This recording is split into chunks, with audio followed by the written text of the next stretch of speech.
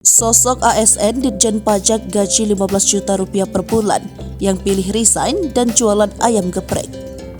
Randi Alam mencuri perhatian lantaran melepas jabatannya sebagai ASN dengan gaji 15 juta rupiah per bulan demi berjualan ayam geprek.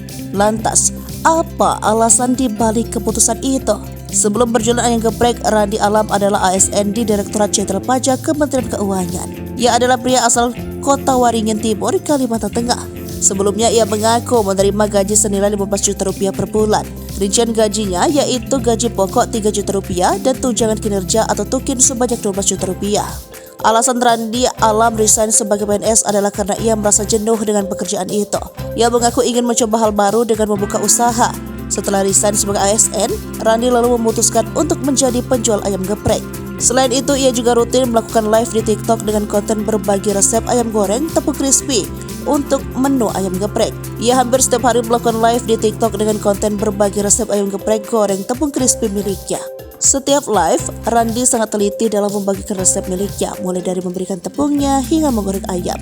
Sekarang fokus live streaming untuk bagi-bagi resep agar bermanfaat bagi orang lain, ujarnya. Ikhtiar Randi tersebut ternyata membuahkan hasil. Konten berbagi resep ayam geprek miliknya itu rupanya bermanfaat bagi banyak orang. Randi bilang dirinya menerima banyak pesan dari warganet yang sebelumnya menganggur dan kini berani untuk membuka usaha ayam geprek berkat resepnya itu.